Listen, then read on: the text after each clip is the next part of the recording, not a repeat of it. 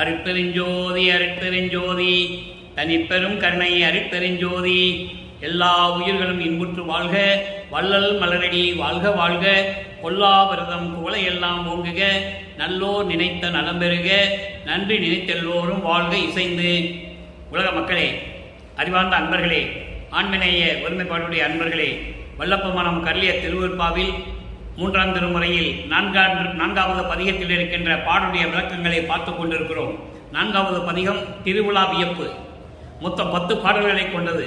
ஒவ்வொரு பாடலிலும் வல்லப்பமானவர்கள் சமயங்களும் மதங்களும் மார்க்கங்களும் சூழ்ந்திருந்த காலகட்டங்களில் இறைவனை எப்படியெல்லாம் உருவகப்படுத்துகிறார் என்பதையும், இறைவன் எப்படியெல்லாம் இருக்கிறார் என்பதையும், அவரை பார்ப்பதற்காக பவனி வருகிறார் என்று மக்கள் சொன்ன உடனே, அவரை பார்ப்பதற்காக இவர் எழுந்தவுடனே புறப்படும் முன் அவருடைய மனம் உள்ளம் இவருக்கு முன்னாலேயே பிரிந்து சென்று இறைவன் முன்னால் நின்று கொண்டிருக்கிறது என்ற விளக்கத்தை நமக்கு அருளியிருக்கிறார்கள். அதை பார்த்து கொண்டிருக்கிறோம். சமயங்களும் மதங்களும் மார்க்கங்களும் சூழ்ந்திருந்த காலகட்டங்களில் சமயப்பற்றையும் மதப்பற்றுகளையும் கொண்டிருந்தவர் தான் நமது இறைவன் வல்லற்பமானவர்கள். ஏன்னா அப்போ அவருக்கு தெரியாது, இந்த மண்ணுக்கு வருவிக்க உற்ற நிலை அவருக்கு தெரியாது. 9வது ஆண்டில் இறைவன் ஆட்கொண்ட பிறகுதான் அவருடைய மறைப்பு நிலை நீங்கி, ஏன் இந்த மண்ணுக்கு இறைவனால் வருவிக்க உற்றோம் என்ற நிலை மட்டும் அவருக்கு தெரிகிறது. அந்த நிலையில் இருந்து கொண்டு சமயங்களிலும் மதங்களிலும் மார்க்கங்களிலும் சொல்லப்பட்ட நெறிகளை எல்லாம் பின்பற்றி கொண்டு சங்கற்ப விகற்பங்களிலே இருந்து கொண்டு வல்லப்பமானவர்கள் எப்படியெல்லாம் இறைவனை மனம் வருந்தி வேண்டுகிறார் என்பதையும், அதன் பிறகு சமரச சுத்த சன்மார்க்கத்தை பெற்ற பிறகு அருட்பெருஞ்சோதி ஆண்டவர்தான் இறைவன், இதற்கு முன்னால் இருந்த நிலை வேறு, அப்போ எனக்கு எதுவுமே தெரியாத நிலை, அதனால் நான் இப்படியெல்லாம் இருந்து கொண்டிருந்தேன். சமரச சுத்த சன்மார்க்கத்தை என் தந்தை என்னிடம் கொடுத்த பிறகு அதெல்லாம் தேவையில்லை என்று சொன்ன பிறகு சமரச சுத்த சன்மார்க்கத்தில் இருந்து கொண்டு எப்படியெல்லாம் இறைவனிடம் அருளை பெற்றுக்கொண்டேன் என்ற விளக்கத்தை உலக மக்களுக்காக திருவருட்பாவிலே நமக்கு அருளியிருக்கிறார்கள். நம்மை எல்லாம் படைத்து காத்து கொண்டிருக்கின்ற இறைவன் வல்லற்பமானவர்கள், அருட்பெருஞ்சோதி ஆண்டவராகிய வல்லற்பமானவர்கள். அவர் அருட்பெருஞ்சோதி ஆண்டவரே ஆனவர். அந்த விளக்கத்தை தான் நாம் பார்த்து கொண்டிருக்கிறோம். அந்த வகையில் நாம் பார்க்க வேண்டிய பாடல் 8வது பாடல், 3ஆம் திருமுறை 4வது பதிகம் திருவிழா வியப்பு. 8வது பாடல். பாடலை நன்றாக கவனியுங்கள். முதலிலே பாடல், அதன் பிறகு பதவுரை, அதன் பிறகு தெளிவுரை. தெளிவுரை பார்த்த பிறகு இந்த பாடலிலே கூறப்பட்ட 3 நிலைகளுக்கும் வல்லப்பமானவர்கள் சுத்த சன்மார்க்கத்தை பெற்ற பிறகு எப்படியெல்லாம் இறைவனை வேண்டுகிறார் என்பதையும், இறைவனும் எப்படியெல்லாம் அருளை பெற்றுக்கொண்டார் என்பதையும், இறுதியில் எப்படி கடவுள் நிலையை அடைந்தார் என்பதையும் விளக்கமாக கூறியிருப்பதை நாம் பார்த்து கொண்டிருக்கிறோம். முதலிலே இந்த பாடல் 8வது பாடல் திருவிழா வியப்பு, 3ஆம் திருமுறை 4வது பதிகம். கண்ணார் முதலார் மணிகண்டர் கனக வரையாம் கனக சிலையார். நல்லா கவனிக்கணும். இறைவன் இப்படிதான் இருப்பான் என்று சமயங்களும் மதங்களும் மார்க்கங்களும் சூழ்ந்திருந்த காலகட்டங்களில் இறைவன் எப்படி இருக்கிறார் என்பதை கூறுகிறார். கண்ணார் முதலார் மணிகண்டர் கனகவரையாம் கனக சிலையார், பெண்ணார் பாகர் தியாகர். பெண்ணார் பாகர் தியாகர் என பேசும் அருமை பெருமானார் தன்னார் தொழில் சூழ் ஒற்றிதனில் சார்ந்தார் பவனி என்றனர். நான் நன்னா முன்னம் என் மனம்தான் நாடி அவர் முன் சென்றதுவே. இது பாடல். ஏற்கனவே நாம் 3ஆம் திருமுறையிலே பார்த்திருக்கின்ற பதிகங்களுடைய விளக்கங்களின் முன் சுருக்கம். அது சொன்னால்தான் இந்த பாடலுடைய பொருள் புரியும். இறைவன் தன்னை ஆட்கொண்ட பிறகு 9வது ஆண்டில் ஒரு தாயின் வழியாக இந்த மண்ணுலக்கே வருவிக்க செய்து அருட்பெருஞ்சோதி ஆண்டவர் 9வது ஆண்டில் தன் மகனை ஆட்கொள்ளுகிறார். தன் மகனை ஆட்கொண்ட பிறகு இவருக்கு மறைப்பு நிலை நீங்குகிறது. ஏன் மண்ணுலக்கு வருவிக்க விட்டோம் என்ற நிலை மட்டும் அவருக்கு தெரியும். வேற எந்த நிலையும் அவருக்கு தெரியாது. இறைவன் ஆட்கொண்டானே தவிர அருள் எதுவும் கொடுக்கவில்லை. மகனை சமயங்களிலும் மதங்களிலும் மார்க்கங்களிலும் ஈடுபட செய்கிறார். ஏனால் மக்களிடம் சொல்ல வேண்டும், நான் இதெல்லாம் இருந்தேன், அதன் பிறகு என் தந்தை வேண்டாம் என்று சொன்ன பிறகு சமரச சுத்த சன்மார்க்கத்தை பெற்ற பிறகு என்னுடைய நிலை இதுதான் என்று உலக மக்களுக்கு விளக்கமாக தெரிவிக்கிறார் நமது இறைவன் வல்லப்பெருமான் அவர்கள். அப்போ அந்த நிலையில் இருக்கும்போது இறைவனை பார்ப்பதற்காக திருவொற்றியூர் சொல்லுகிறார்.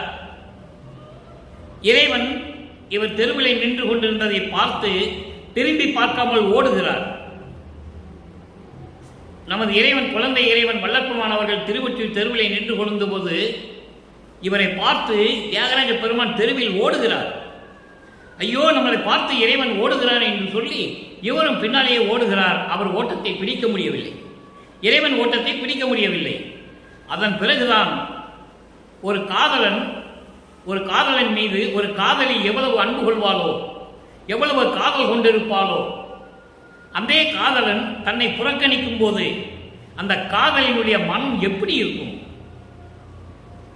அந்த நிலையில் இருந்து கொண்டு மனதிடம் தோழியாக வர்ணனை செய்து இவரை காதலியாகவும் இறைவனை காதலனாகவும் வர்ணனை செய்து உள்ளத்தை தோழியாக வர்ணனை செய்து தன்னுடைய மனக்குமுறலை, மன வருத்தத்தை எப்படியெல்லாம் உலக மக்களுக்கு தெரிவிக்கிறார் என்பதையும் பார்த்தோம். அதன் பிறகு தன்னை பார்த்து தெருவிலே ஓடுகிறான். நின்று எதுவும் பதில் பேசவில்லையே என்ற நிலையில் நாரையை தூது அனுப்புகிறார், பலன் இல்லை. கிளிகளை தூது அனுப்புகிறார், பலன் இல்லை. அதன் பிறகு உலக மக்கள், அந்த ஊரில் இருக்கின்ற திருவொற்றியூரில் இருக்கின்ற மக்கள் பேசிக் கொண்டிருக்கிறார்கள்.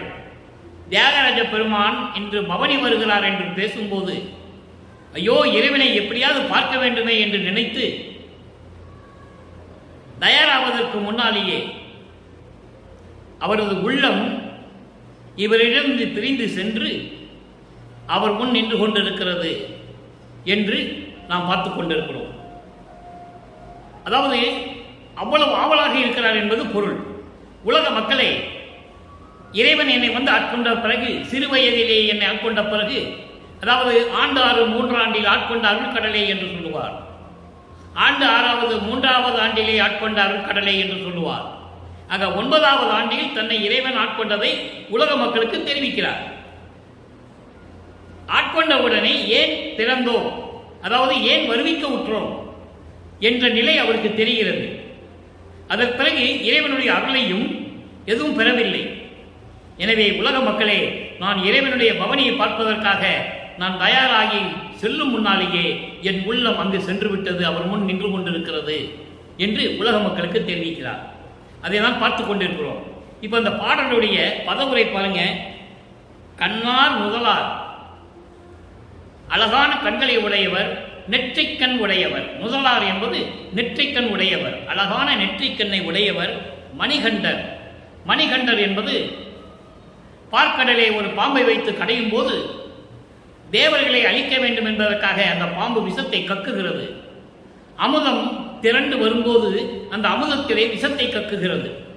அந்த விஷத்தை எடுத்து தான் உண்டு இந்த கண்டத்திலே, கண்டம் என்பது கழுத்து, அந்த கழுத்திலே நிறுத்திக் கொள்ளுகிறார். தேவர்களை எல்லாம் காப்பாற்றுகிறார். இது திருவுற்பாவிலே நிறைய இடங்களிலே வல்லப்பெருமான் கூறுவார்கள். அதனால்தான் அவனுக்கு மணிகண்டன் என்ற பெயர் வந்தது. அதன் பிறகு என்ன சொல்ற பாருங்க, கனகவரையாம் கன சிலையார். கனகவரையாம் என்பது பொன் போன்று ஒளிர்ந்து கொண்டிருக்கின்ற இமயமலையை, பொன்மலை போல் இருக்கின்ற இமயமலையை வில்லாக வளைத்தவர். அதான் கனக சிலையார் என்று சொல்லுகிறார். அப்படிப்பட்ட மலையையே எடுத்து வில்லாக வளைத்தவர். பெண்ணார் பாகர், ஒரு பக்கம் பெண்ணை உடையவர். தன் உடம்பிலே பாதியை ஒரு பெண்ணுக்கு கொடுத்தவர். பெண்ணு என்பது சக்தி, அருள் சக்தி, சிவம் சக்தி என்ற நிலையில் இருந்து கொண்டிருக்கின்ற இறைவன் திருவொற்றியூரில் இருந்து கொண்டிருக்கிறார். திருவொற்றியூர் தியாகர் என பேசும் அருமை பெருமானார். திருவொற்றியூரில் இருக்கின்ற இறைவன் தியாகராஜ பெருமான். தன்னால் பொழிசூழ் ஒற்றிதனில் சார்ந்தார். எப்படிப்பட்ட திருவொற்றியூராது? நீர்நிலைகளும் சோலைகளும் பூஞ்சோலைகளும் நிறைந்த அழகாக விளங்கிக் கொண்டிருக்கின்ற திருவொற்றியூரில் இருக்கின்ற இறைவன். நல்லா கவனிக்கணும் நீங்க, இறைவனை திருவொற்றியூரில் இருக்கிறான்னு சொல்றார். அவன் சமயங்களையும் மதங்களையும் மார்க்கங்களையும் சார்ந்த இறைவன். யார் வேணா அவரை கும்பிடலாம், எப்படி வேணா இருக்கலாம், அதில் கட்டுப்பாடே கிடையாது. சமயங்களிலும் மதங்களிலும் மார்க்கங்களிலும் எந்தவித கட்டுப்பாடு கிடையாது. அந்த நிலையில் இருந்து கொண்டிருக்கின்ற இறைவன் திருவெற்றியூரிலே தியாகராஜ பெருமான் இருக்கிறார் என்று சொல்லுகிறார். அதன் பிறகு பாருங்க, பவனி என்றனர். அங்கே இருந்த மக்கள் எல்லாம் தியாகராஜ பெருமான் இன்று பவனி வருகிறார் என்று சொன்னார்கள். அப்படி பவனி வருகிறார் என்று சொன்ன உடனே நான் அங்கு போவதற்கு முன்னாலேயே நன்னா முன்னம் என்று சொல்கிறார். நன்னா முன்னம் என்பது நான் அங்கே போய் அடைவதற்கு முன்னாலேயே என் உள்ளம் என்னை விட்டு பிரிந்து சென்றது, என்னை விட்டு பிரிந்து அவர் முன் சென்று கொண்டு இருக்கிறது என்று சொல்லி இந்த பாடலை நமக்கு அறிவிக்கிறார்கள். இதனால் நாம் அறிய வேண்டியது என்னவென்றால், இறைவனை பார்ப்பதற்காக நான் ஆவலோடு இருந்து கொண்டிருந்தேன். திருவெற்றியூரிலே இருக்கின்றவன் இறைவன் நெற்றிக்கண் உடையவன், அவன் பெயர் தியாகராஜ பெருமானார். அவர் பவனி வருகிறார் என்று சொன்ன உடனே நான் அங்கு சென்று அடைவதற்கு முன்னாலேயே என்னுடைய உள்ளம் என்னை விட்டு பிரிந்து விரும்பி அவர் முன் சென்றது. அப்போ உள்ளம் அங்கு இருக்கிறது, வெறும் உடம்பு மட்டும்தான் அங்கு இருந்து கொண்டிருக்கிறேன், என் உள்ளம் இறைவனை பார்க்க துடித்துக் கொண்டிருக்கிறது என்ற விளக்கத்தை வல்லப்பெருமான் உலக மக்களுக்கு தெரிவிக்கிறார். இப்போ இந்த விளக்கம், இந்த பாடலை விளக்கம் கோர்வையாக சொல்லுகிறேன், நன்றாக கவனியுங்கள். அழகான நெற்றிக்கண் உடையவர், விஷத்தை உண்டு கழுத்திலே நீட்டிக் கொண்ட மணிகண்டர், பொன்மலையான இமயமலையை வில்லாக வளைத்தவர், தன்னுடைய உடம்பில் ஒரு பக்கம் ஒரு பெண்ணுக்கு இடம் கொடுத்தவர், சக்திக்கு இடம் கொடுத்தவர், தியாகராஜன் என்று சொல்லப்படும் அருமை பெருமானார், பண்ணைகளும் நீர்நிலைகளும் சோலைகளும் பூஞ்சோலைகளும் நிறைந்த அழகான திருவெற்றியூரிலே இருக்கின்ற இறைவன். அந்த இறைவன் பவனி வருகிறார் என்று மக்கள் சொல்லும்போது, ஐயோ இறைவனை பார்க்க வேண்டுமே, அவனுடைய பவனியை பார்க்க வேண்டுமே என்று நான் நினைத்து அங்கே செல்வதற்கு முன்னால் என் உள்ளம் என்னிடமிருந்து பிரிந்து சென்று அவர் முன்னால் நின்று கொண்டிருக்கிறது. இது பாடலுடைய விளக்கம். இப்போ இந்த பாடலில் கூறப்பட்ட 3 நிலைகள் பாருங்க, இறைவனை எப்படியெல்லாம் சொல்றாருன்னு பாருங்க. நெற்றிக்கண் உடையவர், விஷம் உண்டு கழுத்திலே நிறுத்திக் கொண்ட மணிகண்டன், தியாகராஜ பெருமான், திருவெற்றியூரில் இருக்கின்ற இறைவன், அவர் பவனி வருகிறார் என்று மக்கள் சொன்னவுடனே நான் எழுந்து சென்று போவதற்கு முன்னாலேயே அங்கு அடைவதற்கு முன்னால் என் உள்ளம் அவர் முன் சென்றது என்று 3 நிலைகளை இங்கு சொல்லுகிறார். அப்போ இது சமயங்களும் மதங்களும் மார்க்கங்களும் இல்லாத, இதையெல்லாம் சாராத ஒரு மார்க்கம் உண்டு, சமரச சுத்த சன்மார்க்கம். சமரச சுத்த சன்மார்க்கம் என்பது ஒரு தனிப்பட்ட மார்க்கம். இந்த சமயங்களும் மதங்களும் மார்க்கங்களும் எல்லாம் மனிதர்களால் உருவாக்கப்பட்டது. சமரச சுத்த சன்மார்க்கம் அருட்பெருஞ்சோதி ஆண்டவரால் உருவாக்கப்பட்டது. அப்படிப்பட்ட ஒரு சமரச சுத்த சன்மார்க்கத்தை உலக மக்களுக்கு தெரியப்படுத்த வேண்டும் என்பதற்காகத்தான் தன் மகனை, தன்னுடைய செல்வ பிள்ளையை, தன்னிடம் வளர்ந்த பிள்ளையை, செல்வ பிள்ளையை ஒரு தாயின் வழியாக இந்த மண்ணுக்கு வருவிக்க செய்தவர் அருட்பெருஞ்சோதி ஆண்டவர். அது அருட்பெருஞ்சோதி அகவலிலே உண்டு. ஆன்ற சன்மார்க்க மணிபெற என்னை தான் ஈன்று அமுதளித்த இனிய நற்றாயே. நல்லா புரிஞ்சுக்கணும் நீங்க. அப்படிப்பட்ட இறைவன் வருவிக்க செய்ததிலிருந்து இறைவனை பார்க்காத நிலையில் எப்படியெல்லாம் இருந்தார் என்பதை 1ஆம் திருமுறையிலிருந்து 4ஆம் திருமுறை வரைக்கும் பார்த்துக் கொண்டிருக்கிறோம். யாரும் சொல்லப்படாத பிரபஞ்சத்தின் உண்மைகளை எல்லாம், யாரும் சொல்ல முடியாத பிரபஞ்சத்தின் உண்மைகளை எல்லாம் வல்லப்பெருமான்கள் 1ஆம் திருமுறையிலிருந்து 4ஆம் திருமுறை வரைக்கும், அதன் பிறகு 6ஆம் திருமுறையிலும் நமக்கு தெளிவாக எடுத்துக்காட்டியிருக்கிறார்கள் என்பதை இங்கே நான் பதிவு செய்ய கடமைப்பட்டிருக்கிறேன். 5வது திருமுறை என்பது தத்துவத்தினுடைய தலைவர்களை பற்றி பாடியது. சமயங்களையும் மதங்களையும் மார்க்கங்களையும் சார்ந்திருந்த அதிகார தலைவர்களை பற்றி பாடியது. தெளிவாக வல்லப்பெருமான் பாடலிலே கூறியிருக்கிறார்கள். இதை யாராலும் மறுக்க முடியாது. அந்த நிலையில் இருந்து கொண்ட 6ஆம் திருமுறையிலே என்னை ஏன் இந்த மண்ணுக்கு வருவிக்க செய்தாய்? சமயங்களும் மதங்களும் மார்க்கங்களும் இருந்து கொண்டிருக்கின்றன. அப்ப இறைவனாக ஈடுபட செய்யும் போது தந்தையை பார்த்து கேட்கிறார். இவருடைய மறைப்பு நீங்கிய பிறகு, தான் யார் என்ற நிலையை தெரிந்த பிறகு கேட்கிறார், நான் ஏன் பிறந்தேன்? நீ கண்டிப்பாக எனக்கு பதில் சொல்ல வேண்டும் என்று கூறுகிறார். இறைவனிடம் அருட்பெருஞ்சோதி ஆண்டவரிடம் கேட்கிறார். தியாகராஜ பெருமான்கிட்ட கேட்கல, சிவபெருமான் கிட்ட கேட்கல, நடராஜன் கிட்ட கேட்கல, சொக்கநாதன் கிட்ட கேட்கல, மகாலிங்கத்துக்கிட்ட கேட்கல. நல்லா புரிஞ்சுக்கணும் நீங்க. அதெல்லாம் மனிதர்களால் உருவாக்கப்பட்ட பெயர்கள். ஆனால் சமரச சுத்த சன்மார்க்கத்தின் தலைவன் இறைவனாகிய அருட்பெருஞ்சோதி ஆண்டவரை கேட்கிறார், நீதானே என்னை வருவிக்க செய்தாய், நான் ஏன் பிறந்தேன் என்ற தலைப்பிலே, அதாவது பிறப்பு அவம் பொறாது பேசுகள், இந்த பாவப்பட்ட பிறப்பை பொறுக்க முடியாமல் சகித்துக் கொள்ள முடியாமல் எப்படி மனம் கலங்குகிறார் என்பதை இந்த பாடலிலே நாம் தெரிந்து கொள்ளலாம். நான் ஏன் பிறந்தேன் என்று இறைவனிடம் கேட்கிறார். நான் ஏன் பிறந்தேன் என்ற தலைப்பு 7வது பதிகம் 6ஆம் திருமுறை 8வது பாடல். திருவிழா வியப்பிலை பார்த்த 8வது பாடலுக்கு இங்கே விளக்கம் இருக்கிறது. தவம் புரியே, தவம் புரிந்தார் நம்மை போல் நடித்து தருக்கின்றேன், தவம் புரிந்தார் நம்மை போல் நடித்து தருக்கின்றேன், உணர்ச்சியிலா சடம் போல இருந்தேன், பவம் புரிவேன் கமரினிடை பால் கவிழ்க்கும் கடையே. நல்ல கவனிக்கிறது, எல்லாமே சுத்த சன்மார்க்க விளக்கம், உலகியல் விளக்கம், நூல் விளக்கம் கிடையாது. இறைவனால் அருளப்பட்ட தயவையும் கருணையும் பெற்றுக்கொண்டு இந்த விளக்கம் உங்களுக்கு நான் சொல்லிக் கொண்டிருக்கிறேன் என்பதை சொல்லுவதில் பெரும் மகிழ்ச்சி அடைகிறேன். கமரினிடை பால் கவிக்கும் கடையே, பயனறியா வஞ்சமன பாறை சுமந்து உழலுதே, அவம் புரிவேன் அறிவறியேன் அன்பறியேன் அன்பால், ஐயா நின் அடி அடைந்தாருக்கு அணுத்துணையும் உதவேன்,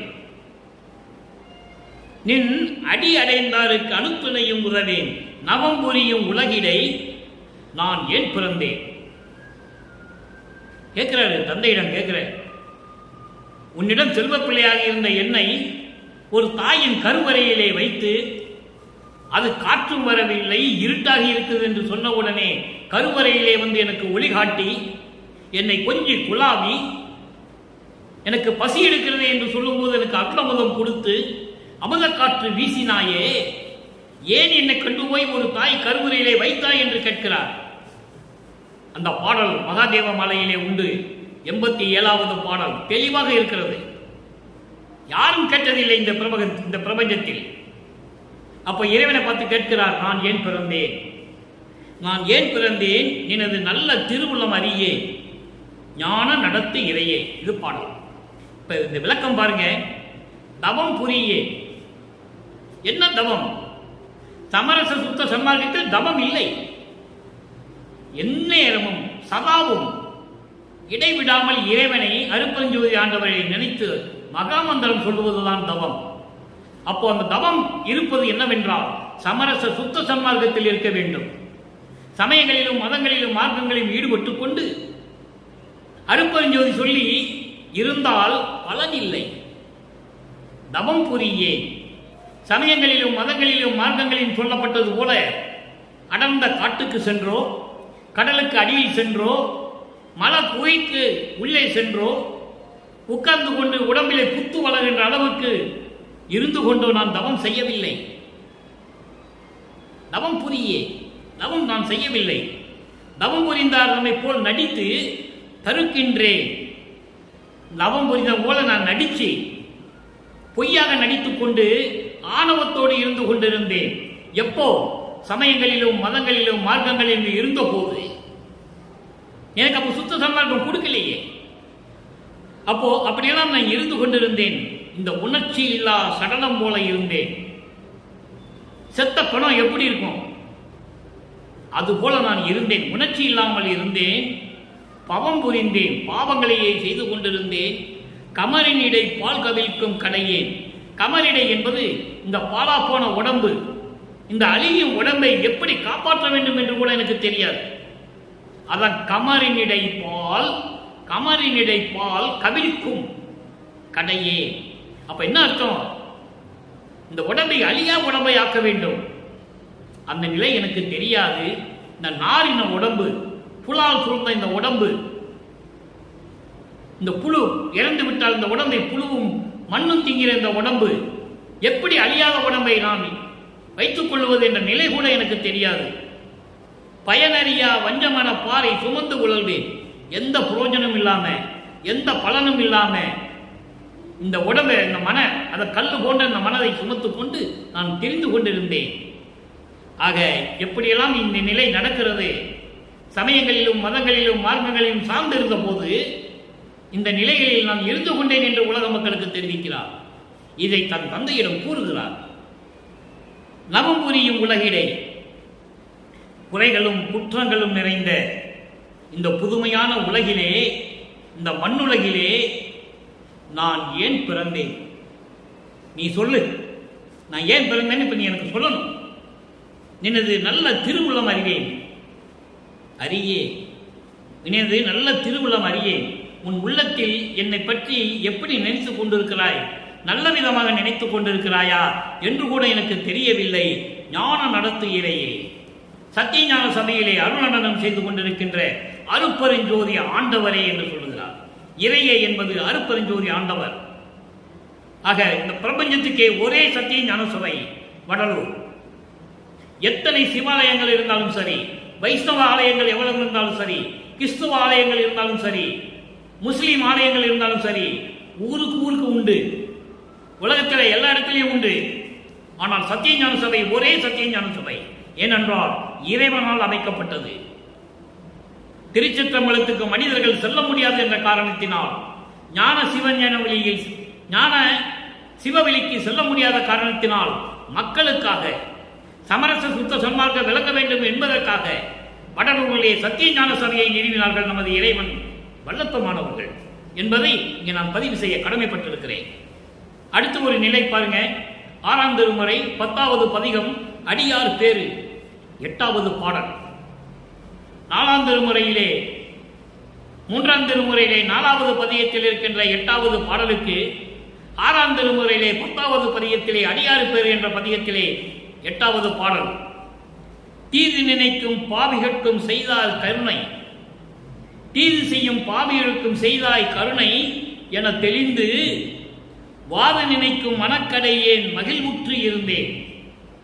எப்போ சமயங்களையும் மதங்களையும் மார்க்கங்களையும் நான் சார்ந்து கொண்டிருந்த போது, தீமை செய்யக்கூடியவர்களுக்கும் நீ கருணை செய்தாய் என்று எனக்கு தெளிந்து என தெரிந்தும் வாது நினைக்கும் மனக்கடையேன் மகிழ்வுற்று இருந்தேன். வாதுகளையும் சூதுகளையும் நினைத்துக் கொண்டிருக்கின்ற அந்த மனக்கடையேன் மகிழ்வுற்று இருந்தேன். நீயும் எனக்கு கருணை அளிப்பாய் என்று. என்னளவில் எனக்கு மட்டும், என் அளவில் என்பது எனக்கு மட்டும் சூது நினைப்பாய் எனில், வஞ்சகம் நினைப்பாய் எனில், நான் யாரிடம் போய் சொல்லுவேன்? யாருக்கு சொல்லுவேன்? யாரை துணை கொள்ளுவேன்? உன்னை தவிர நான் யாரிடம் நான் போனதில்லையே, உன்னை தவிர யாரும் துணை இல்லையே. யாரிடம் போய் சொல்லுவேன்? நான் யாரிடம் போய் நிற்பேன்? ஏது நினைப்பேன்? ஐயோ, நான் என்ன நினைப்பது, நான் என்ன நினைப்பது என்று சொல்லுகிறார். நான் யாரிடம் போய் சொல்லுவேன்? நான் என்ன நினைக்க முடியும்? ஐயனே, என் இறைவனே, பாவி உடம்பு ஏன் எடுத்தேனே. எப்படி சொல்றார் பாருங்க. இந்த பாவி உடம்பை நான் ஏன் எடுத்தேன் என்றால், இந்த பாவி உடம்பை வைத்துக் கொண்டு நான் ஏன் இந்த மண்ணுலகில் இருந்து கொண்டிருக்கிறேன்? நீதான் என்னை வருவிக்க செய்தாய், எனக்கு பதில் சொல்லு என்று சொல்லி இந்த பாடலை அருளியிருக்கிறார்கள்.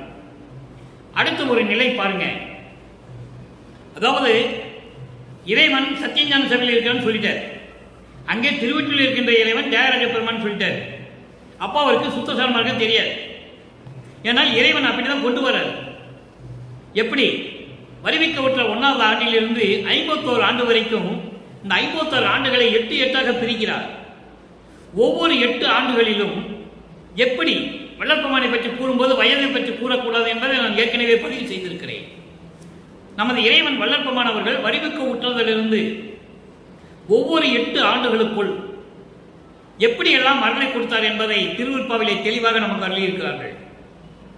அப்ப இந்த நிலை வரும்போது அவர் 3வது 8ல் இருக்கிறார். 24 வருவிக்க உற்று 24 ஆண்டுகள் வரைக்கும் இறைவனுடைய அருளை பெறாமல் சமயங்களிலும் மதங்களிலும் மார்க்கங்களில் இருந்து கொண்டு எப்படிப்பட்ட நிலையில் இருந்தார் என்பதை தான் நாம் பார்த்துக் கொண்டிருக்கிறோம். 3ஆம் திருமுறை வரைக்கும் அதுதான் நடந்து கொண்டிருக்கிறது. இனி 4ஆம் திருமுறை இருக்கிறது. அதன் பிறகு 5வது 8 6வது 8 இருக்கிறது. அதெல்லாம் பின்னாலே ஒவ்வொரு பதிகம் வரும்போது, ஒவ்வொரு திருமுறை வரும்போது விளக்கம் வரும். அப்போ அந்த நிலையில் இருந்து கொண்டு 17வது பதிகம் அத்துவித ஆனந்தத்து அனுபவ விடை ஈடு. அத்துவிதம் என்பது ஒன்றான நிலை. நீ நான் என்ற வேறுபட்ட நிலை அல்ல, ஒரே நிலை. அதுவும் அத்துவிதம். துவைதம் என்பது வேறுபட்ட நிலை. அது வேதாந்தங்களிலும் சித்தாந்தங்களிலும் உண்டு. அத்துவைதம், துவைதம் இப்படியெல்லாம் சொல்லுவாங்க. ஆனால் சமரச சுத்த சன்மார்க்கத்தில் அத்துவிதம். நாம் சமரச சுத்த சன்மார்க்கத்தில் இருந்தால் வேறுபாடுகளே கிடையாது. நான் நேரடியாக இறைவனை அருளை பெற்றுக் கொள்ளலாம். ஒளிமயமாகும் ஆனந்தத்து அந்த அனுபவம் இருக்கிறதே, அது ஈடு இணையற்றது என்று சொல்லுகிறது. அப்போ அதனுடைய நிலை என்ன பாருங்க. தாய் கொண்ட திருப்பொதுவில் எங்கள் குருநாதன் சன்னதி போய் வர வந்துட்டாரா? சமயங்களையும் மதங்களையும் விட்டாச்சு. இப்ப என்ன சொல்ற பாருங்க. தாய் கொண்ட திருப்பொதுவில் எங்கள் குருநாதன் சன்னதி போய் வர. தாய் கொண்ட திருப்பொதுவில் என்பது தாய் உள்ளம் கொண்ட. தாய் எப்படி ஒரு குழந்தையை அணைத்துக் கொள்ளுமோ, ஒரு தந்தையிடம் ஒரு குழந்தையிடம் எப்படி அன்பு காட்டுமோ, அப்படி தாய் உள்ளம் கொண்ட எங்கள் குருநாதனுடைய சன்னதி திருப்பொது. திருப்பொது என்பது சத்தியஞான சபை. தாய் உள்ளம் கொண்ட எங்கள் குருநாதனுடைய சன்னதி இருக்கிறதே, கோயில் இருக்கிறதே. கோயில் என்பது இங்கே சபை என்று சொல்ல வேண்டும், ஞான சபை என்று சொல்ல வேண்டும். சமயங்களிலும் மதங்களிலும் மார்க்கங்களிலும் தான் கோயில் என்று சொல்லுவார்கள். இங்கே கோயில் என்று சொல்லக்கூடாது, சத்தியஞான சபை. அப்படி எங்கள் குருநாதன் சத்தியஞான சபையில் இருக்கின்ற குருநாதனிடம் நாம் போய் வர, சுத்த சன்மார்க்கத்தை பெற்றுக்கொண்டு நான் போய் வர, விடுத்த தனி கரணப்பூவை நான் விட்டு நீக்கிய, நான் ஒதுக்கிய இந்த கரணப்பூ என்று சொல்லுகிறார். அந்த கரணங்களை சொல்லுகிறார். மனம், சித்தம், புத்தி, அகங்காரம். இப்படி அந்த கரணங்களை நான் விட்டுவிட்டு நீக்கிவிட்டு நான் வர, அப்புறம் அது என்ன செய்தான் பாருங்க. நல்லா கவனிக்க நண்பர்களே. சுத்த சன்மார்க்க விளக்கம் இது நூல் விளக்கமோ உலகியல் விளக்கமே இல்லை. சமயங்களையும் மதங்களையும் மார்க்கங்களையும் சாராத விளக்கம். இயற்கை உண்மை விளக்க கடவுளாகிய அருட்பெருஞ்ஜோதி ஆண்டவரிடமிருந்து பெற்ற விளக்கம். நல்லா பாருங்க. அப்படி நான் அந்த அதாவது சன்னதிக்கு போய் வர, அதாவது சத்தியஞான சபைக்கு தாய் உள்ளம் கொண்ட எங்கள் குருநாதன் சத்தியஞான சபையில் இருக்கிறார். அவரை போய் பார்த்து நான் வர, நான் விட்டு நீக்கிய அந்த கர்ணம் இருக்கிறதே, அந்த கர்ணங்கள் அதையெல்லாம் கடக்க வேண்டும். ஆன்ம தத்துவத்தில் இருக்கிறது. ஆன்ம தத்துவத்தினுடைய கடைசி தத்துவம் அந்த கர்ணம். மனம், சித்தம், புத்தி, அகங்காரம் அதையெல்லாம் நான் விட்டுட்டு வர, அது என்ன செய்யலாம் பாருங்க. காய் கொண்டு வந்துடுமோ, பழம் கொண்டு வருமோ, நான் விட்டுட்டு வந்துட்டேன். திருப்பி அது வந்தா என்ன பண்றதுன்னு கேட்கிறேன். காய் கொண்டு வருமோ, பழம் கொண்டு வருமோ, கனிந்த பழம் கொண்டு வருந்தால் அதனை மதமாம் பேய் கொண்டு போய்விடுமோ. நல்ல கவனிங்க. காய் கொண்டு வந்துடுமோ, நான் விட்டுட்டு வந்துட்டேன்ல. அப்ப என்ன கோவப்பட்டு அந்த மனம் இருக்கிறதே, சத்தியஞான சபையிலே இந்த அந்த கரணங்களை விட்டு நான் நீக்கி விட்டு வரும்போது இந்த மனம் இருக்கிறதே, அது காய் கொண்டு வருமோ. காய் கொண்டு வருமா என்றால் சினத்தோடு வருமா, கோபத்தோடு வருமா, இவனை எப்படியாவது பிடித்து சூழ வேண்டும், இவனை விட்டு போகக்கூடாது என்று எண்ணி திரும்பி கோபத்தோட வருமா. அதான் காய் கொண்டு வருமா என்று சொல்லுகிறார். கோபத்தோட வருமா, பழம் கொண்டு வருமா. இங்கே பழம் என்பது துன்பம். மகிழ்ச்சியை கனிந்த பழம் என்று சொல்லுவார். நல்லா கவனிக்கணும். நீங்க பழம் கொண்டு வருமா, துன்பங்களையும் துயரங்களையும் திருப்பி கொண்டு வருமா, என்னை சூழ்ந்து திருப்பி இதெல்லாம் ஏற்படுத்துமா. அடுத்து சொல்ற பாருங்க, கனிந்த பழம். கனிந்த பழம் கொண்டு வருங்கால். கனிந்த பழம் என்பது அதுக்கு முன்னால் சொன்ன பழம் வேற, வெம்பி போன பழம். காய் வெம்பி போன பழம், அதுக்கப்புறம் தான் கனிந்த பழம் வரும். அப்ப அந்த காய் என்பது சினத்தோட இந்த மனம் இருக்குமா, இல்லை துன்பங்களையும் துயரங்களையும் கொண்டு வருமா மறுபடியும். இல்லை என்றால் கனிந்த பழம் கொண்டு வருங்கால் மகிழ்ச்சியோடு இதையெல்லாம் விட்டுவிட்டு மகிழ்ச்சியோடு மனம் உள்ள மகிழ்ச்சியோடு திரும்பி வருகின்ற நேரத்தில் மதம் என்றால் இங்கே செருக்கு, ஆணவம். ஆக மனம், சித்தம், புத்தி, அகங்காரம் 3 இங்க 4 இங்க சொல்றார். புரியுதா உங்களுக்கு? சினத்தை சொல்லிவிட்டார், அடுத்து கோபத்தை சொல்றார், துன்பங்களையும் துயரங்களையும் சொல்லுகிறார், மனத்தை சொல்லுகிறார், இப்போ ஆணவத்தை சொல்லுகிறார். இந்த மனம் நான் விட்டுட்டு வந்துட்டேன், அதெல்லாம் கடந்து வந்துட்டேன். ஆனாலும் திருப்பி வருமாது. சினத்தோட வருமா? துன்பங்களையும் துயரங்களையும் கொண்டு வருமா? இல்லை மகிழ்ச்சியை கொண்டு வருமா இந்த மனம் என்று அந்த வரும் காலத்தில் அந்த நேரத்தில் மதமாம் செருக்கும் என்னும் பேய் கொண்டு போய்விடுமோ? செருக்கு என்ற ஆணவம் வந்து விடுமா? பிளத்திடை வீழ்ந்திடுமா? பிளத்திடை என்பது பிளம் என்பது பாதாளம். பாதாளத்திலே கொண்டு போய் பாதாளத்திலே சென்று விடுமா? அழிந்து விடுமான்னு சொல்றேன். பாதாளத்திலே சென்று விடுமா? பின்படுமோ முன்படுமோ? அது எப்போ வரும் தெரியலையே. முன்னால வருமா பின்னால வருமானு தெரியாம தவித்துக் கொண்டிருக்கிறேன். அந்த கண்ணங்களை கடந்து விட்டு வரும்போது மீண்டும் வந்து இப்படியெல்லாம் துன்பத்தை கொடுக்குமா? இல்லை அழிந்து போகுமா? பிளத்திடை வீழ்ந்திடுமோ என்று சொல்லுகிறார். அழிந்து போகுமான்னு எனக்கு தெரியவில்லை. அது எப்போ வரும்? இப்ப வருமா பின்னால வருமானு எனக்கு தெரியல. பிணங்கி ஒளிந்திடுமா? இதையெல்லாம் இல்லாம மாறுபட்டு, பிணங்குதல் என்பது மாறுபடுதல். இப்போ இத்தனை நிலைகளை சொன்னார்கள் இல்லையா? இதையெல்லாம் விட்டு விட்டு ஒளித்திடுமா? மறைந்து விடுமா? இல்லை வாய் கொண்டு வென்றிடுமா? என் கூட வாக்குவாதம் செய்து அதை ஜெயிச்சிடுமா? வெற்றி கொள்ளுமா? எப்படியெல்லாம் சொல்றாரு பாருங்க. இந்த பிரபஞ்சத்தில் எந்த முனிவனும் எந்த ரிஷியும் சொன்னதில்லை. தன்னுடைய நிலைகளை பற்றியெல்லாம் இருந்தார்கள். சமயங்களையும் மதங்களையும் மார்க்கங்களையும் பற்றுக்கொண்டு இருந்தார்கள். இல்லை என்று சொல்ல முடியாது. கோடான கோடி பேர்கள் இருந்தார்கள். தன்னுடைய சுயநலத்திற்காக எப்படியாவது இறைவனிடம் பாடி அருளை பெற்றுக்கொள்ள வேண்டும் என்பதற்காக பாடினார்கள். இந்த சமயங்களையும் மதங்களையும் மார்க்கங்களையும் சேர்ந்த தலைவர்கள், பதத்தலைவர்கள், ஈஸ்வரத்தினுடைய தத்துவத்துடைய தலைவர்கள் அருளை கொடுத்து விட்டார்கள். அதை பெற்றுக்கொண்டு மக்களுக்கு என்ன செய்தார்கள் சிந்தித்து பாருங்கள் உலக மக்களே. அதான் சொல்றாரு இங்க. பாதாளத்தில் போயிடுமா? இல்லை இதெல்லாம் விட்டுட்டு ஒரேடியா மறைஞ்சு போயிடுமா? என்னோட வாக்குவாதம் செய்து ஜெயிச்சிடுமா? என்னோட வாக்குவாதம் செய்து வெற்றி கொண்டுமா? வெற்றி வாகை சூடுமா? இல்லை தோத்து போகுமா? நான் இவ்வளவு போராட்டங்கள் செய்ய வேண்டியிருக்கிறது என்று உலக மக்களுக்கு தெரிவிக்கிறார். கர்ணங்களை அந்த கர்ணங்களை கடக்கும்போது இவ்வளவு நிலைகள் இருக்கின்றன. மறுபடியும் என்னோட வாக்குவாதம் செய்து அது வெற்றி பெறுமா? இல்லை தோற்று போகுமா? தோற்கடிக்கு போகுமா? என்னை மறந்துடுமா?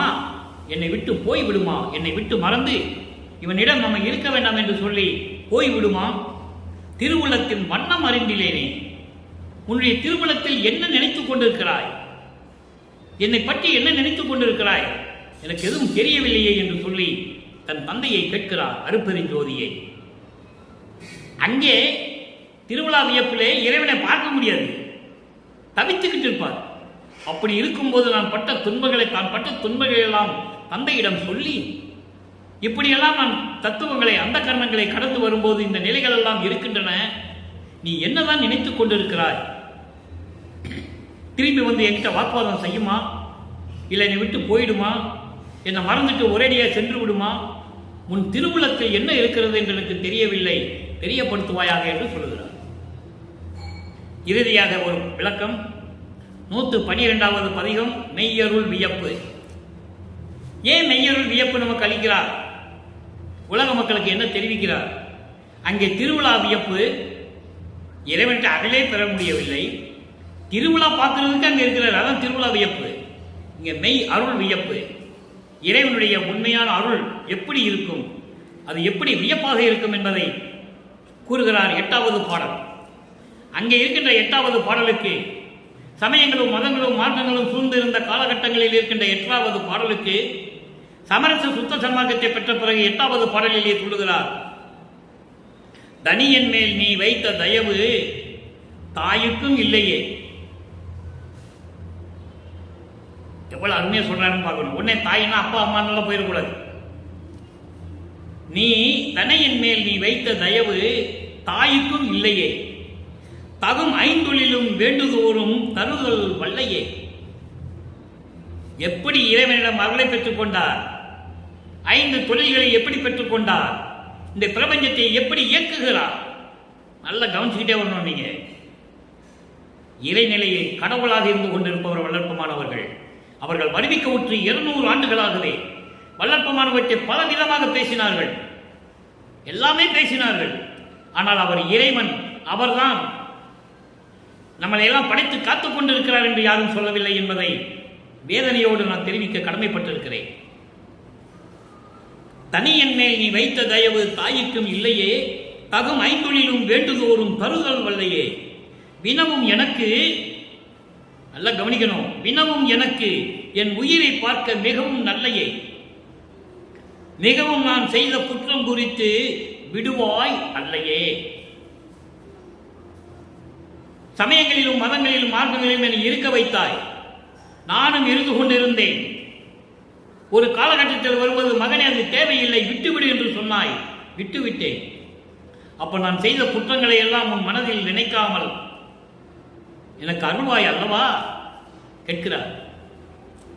அப்ப நான் என்ன தவறெல்லாம் செஞ்சிருப்பேன். திருநூறு பூசுவேன், உத்தரவாத குட்டையை போட்டிருந்தேன், பூநூல் போட்டிருந்தேன், சங்கற்ப விகற்பங்களில் இருந்து கொண்டிருந்தேன். அந்த குற்றங்களை மன்னிக்கணும்ல, மன்னிப்பாயா? மனசுல நினைக்காம மன்னிப்பாயான்னு கேட்கிற. இங்க பாருங்க, தனியன் மேல் நீ வைத்த தயவு. தனியன் என்பது நீ பெற்ற மகன், உன் மகன் நான், அதான் தனியன் பேரு. உன் மகன் மேல் நீ வைத்த தயவு தாய்க்கும் இல்லையே. தாய்க்கும் இல்லையே என்பது தாய் உள்ளம் கொண்ட அன்புக்கு நிகர் இல்லை. தாய்க்கு இல்லைன்னா உன்னை அம்மாவுக்கு இல்லைன்னு சொல்லிடக்கூடாது.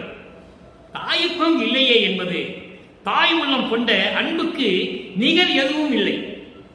உன் தயவு இருக்கிறதே, உன் தயவும் உன்னுடைய தாய் உள்ளம் கொண்ட அந்த அன்பும், இவை இரண்டுக்கும் நிகர் எதுவுமே இல்லை. அருமையான பாடல். இந்த வரிக்கு எவ்வளவு விளக்கமான சொல்லலாம், எனக்கு நேரம் பற்றாது. 40 நிமிடத்துக்குள் விளக்கத்தை முடிக்க வேண்டும். நீ பெற்ற மகன் நான், நீ வருவிக்க செய்த மகன் நான். இந்த மகன் மேல் நீ காட்டுகின்ற தயவுக்கும், தாய் உள்ளம் கொண்ட ஒரு தாய் ஒரு மகன் மேல் எவ்வளவு அன்பு கொண்டிருப்பாள், அந்த அன்புக்கும் இந்த இரண்டுக்கும் இந்த உலகில் நிகர் எதுவுமே இல்லை. தகும் ஐந்தொழிலும் வேண்டுதோறும் தருதல் வல்லையே. மேன்மையான இந்த பிரபஞ்சத்தை இயக்கிக் கொண்டிருக்கின்ற 5 தொழிலும் நான் கேட்கும் போதெல்லாம் எனக்கு கொடுக்கின்ற இறைவனே, அருள் வல்லமை படைத்த இறைவன், அதான் வல்லையே என்று சொல்லுகிறார். வல்லமை படைத்த இறைவனே, வல்லவனே, எனக்கு 5 தொழிலையும் கொடுத்து என்னை இந்த பிரபஞ்சத்தை இயக்க வைத்த வலிமை கொண்ட அருள் வல்லமும் கொண்ட இறைவனே, வினவும் எனக்கு நான் கேட்கும் போதெல்லாம், வினவும் எனக்கு என்பது நான் கேட்கும் போதெல்லாம், என்னென்ன கேட்கிறனோ நான் கேட்கும் போதெல்லாம் என் உயிரை பார்க்க மிகவும் நல்லையே. என் உயிரை பாதுகாக்கும், நாம் இவற்றெல்லாம் கேட்கும்போது என் உயிரை பாதுகாக்கக்கூடிய நல்லவனே, நல்லையே என்பது நல்லவனே, நன்மைகளை செய்யக்கூடிய இறைவனே. அப்போ உடலை பாதுகாக்கிறது என்பது அழியா உடம்பு, அழியா உடம்பு என்பது மரணமில்லாம பெருவாழ்வு. வல்லப்பமானவர்கள் ஒவ்வொரு யுகத்திலையும் இருந்தவர். கடைசி கலியுகத்தினுடைய கடைசி திருவிளையாடல் அருட்பெருஞ்சோதி ஆண்டவர் தன் மகனை இந்த மண்ணுக்கு வருவிக்க செய்தது. காரணம், சமரச சுத்த சன்மார்க்கத்தை மக்களிடம் சொல்ல வேண்டும் என்பதற்காக உலக மக்களை எல்லாம் ஒன்றாக திரட்டி ஒரே மார்க்கத்தில் இணைக்க வேண்டும் என்பதற்காகத்தான் தன் மகனை வருவிக்க செய்தார் என்பதை இங்கே பதிவு செய்ய கடமைப்பட்டிருக்கிறேன். அடுத்து பாருங்க, இறுதியான ஒரு விளக்கம். 115வது பதிகம், அம்பலவாணர் ஆட வருகை. அம்பலவாணர் ஆட வருகை என்பது உடனே நீங்க நினைச்சிடக்கூடாது டான்ஸ் ஆட வரான்னு, ஆட வராங்கன்னு சொல்றது நீங்க நினைச்சிடக்கூடாது. ஆட வருகை என்பது ஆட்கொள்ள வருவது. அம்பலவாணர் அருட்பெருஞ்சோதி ஆண்டவர் தன் மகனை ஆட்கொள்ள வருவதை உலக மக்களுக்கு தெரிவிக்கிறார். எப்படி ஆட்கொள்ள வருகிறார் நல்லா பாருங்க. வேதம் நினையாது விரைந்து ஆடவாரி, வேதம் நினையாது விரைந்து ஆடவாரி. ஆடவாரி என்பது என்னை ஆட்கொள்ள வாருங்கள், என்னோடு இரண்டரை கலந்து கொள்ள வாருங்கள் என்று சொல்லுகிறார். அது ஆட வருகை. வேதம் நினையாது விரைந்து ஆடவாரி, பின்பாட்டு கலையிலே ஆடவாரி, ஓத உளவாதவரை ஆடவாரி, உல்லாசை பொங்குகின்றது ஆடவாரி. இங்கே 8வது பாடலே. அங்கு இறைவனை பார்க்க முடியல, சமயங்களிலும் மதங்களிலும் மார்க்கங்களில் இருக்கும்போது. இங்கே அம்பலவாணர் ஆடவரியிலே 8வது பாடல சொல்றாரு, உல்லாசை பொங்குகிறது ஆடவாரி, நீ வர வேண்டும், நீ என்னுடன் இரண்டரை கலந்து கொள்ள வேண்டும், என்னோடையே இருக்க வேண்டும் என்ற எனது உள்ளத்தில் ஆசை பொங்கி வழிகிறது. ஆடவாரி சீக்கிரமான்னு சொல்றேன். காதல் சாதல் அரித்து சாதல் அறுத்து என்னை ஆண்டீர் சொல்லிட்டாரா? மரணமில்லா பெருவாழ்வு கொடுத்துட்டாரு. ஆடவாரி தனித்தலைமை பெரும்பதி, தனித்தலைமை பெரும்பதி, யாருடையும் ஒப்பிட முடியாத தன்னகை இல்லாமல் இருந்து கொண்டிருக்கின்ற சமரச சுத்த சன்மார்க்க தலைவன் அருட்பெருஞ்சோதியரே ஆடவாரி. ஏதும் ஏத மறுத்தவருக்கு இனியில். ஏத மறுத்தவர் என்பது சமயங்களையும் மதங்களையும் மார்க்கங்களையும் நீக்கியவர்கள். சமயங்களையும் மதங்களையும் மார்க்கங்களையும் நீக்கி சுத்த சன்மார்க்கத்தில் இருந்து கொண்டிருக்கின்ற சாதுக்கள் அன்பர்கள், அவர்களுக்கு இனிமையாக இருக்கக்கூடிய அருட்பெருஞ்சோதி ஆண்டவரே ஆடவாரி, என்னுடைய நாயகரே ஆடவாரி, என்னுடைய தலைவன், என்னுடைய நாயகன், பிரபஞ்சத்தின் ஒரே இறைவன் அருட்பெருஞ்சோதி ஆண்டவரே ஆடவாரி.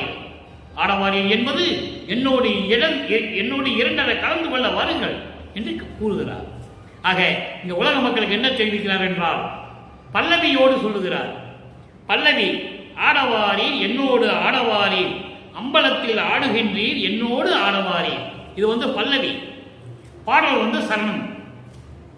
ஆக அந்த பல்லவியோடு இந்த பாடலை உலக மக்களுக்கு தெரிவிக்கிறார்.